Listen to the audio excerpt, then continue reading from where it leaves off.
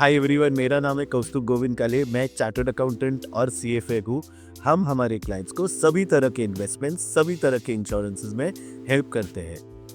अगर आप आपका रिटायरमेंट प्लानिंग कर रहे हो, by the time let's say एक एग्जांपल ले लेते हैं कि आपको 55 के एज में 10 करोड़ के साथ रिटायर होना है, ठीक है। तो आपको एवरी मंथ कितना इन्वेस्ट करना होगा, ये वीडियो में मैं आपको ये बता दूंगा इजीली। ओके, जैसे जैसे आपका एज बढ़ता है, आप 55 के करीब जाते हो, आपका जो मंथली इन्वेस्टमेंट रिक्वायरमेंट है वो बढ़ जाता है।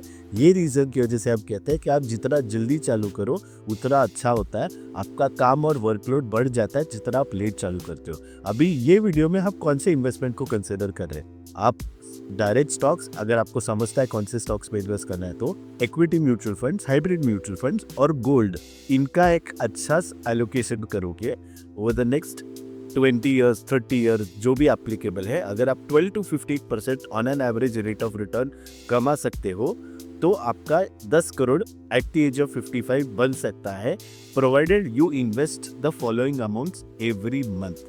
ठीक है। अगर आपका एज 25 है, 25 के एग्जाम्पल में आपको 30 ईयर्स बचे, करेक्ट, टिल द टाइम आप 55 पहुंचोगे, तो आपको हर महीना बस 30,000 रुपीज इन्वेस्ट करना है। ठीक है। At the age of 25 only 30,000 per month is needed to reach 10 crore at the age of 55। ठीक है। जैसे आप 30 ईयर्स के हो जाते हो, अगर आप लेट चालू करते हो, अगर आप 5 ईयर्स लेट चालू करते हो, एट द एज ऑफ 30 चालू करते हो, तो आपको एवरी मंथ 55,000 लगता है, क्योंकि आपके पास 25 ईयर्स ही बचे। ठीक है।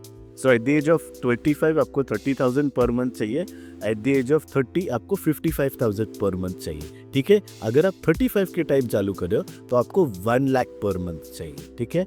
अगर आप 40 के टाइम पे चालू कर रहे हो, आपको 2 लाख पर मंथ चाहिए। अगर आप 45 के टाइम पे चालू कर रहे हो, जब आपके पास बस 10 साल बचे till the time that you reach 55 and 10 crore, तो आपको एवरी मंथ 4,30,000 चाहिए।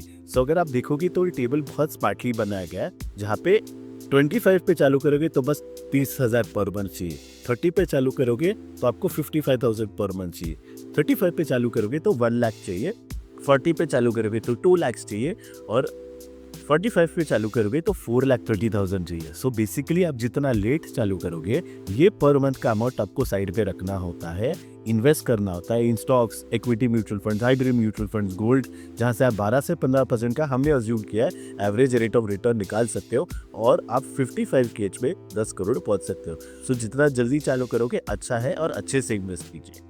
ये तो मैंने आपको ऐसा रफ एग्जाम्पल बता दिया था।